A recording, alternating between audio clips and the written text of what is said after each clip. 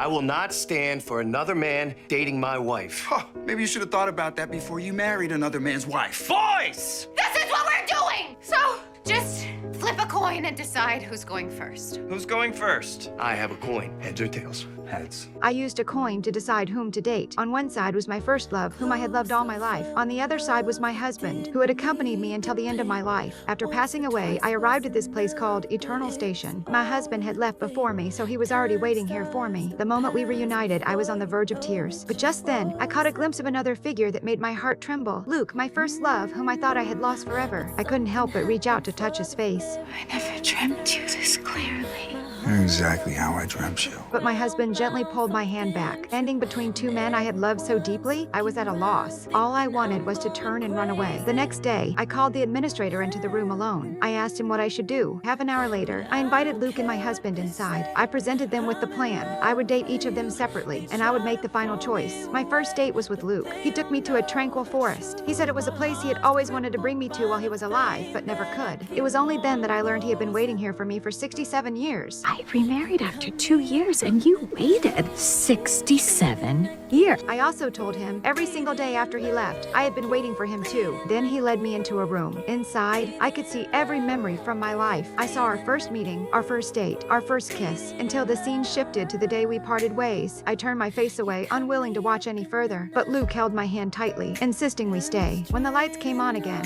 I urged him to leave, yet he simply stood there quietly, gazing ahead. On the screen, my husband was kneeling on the ground holding a ring, proposing to me, and on that very day, Luke had just left my life.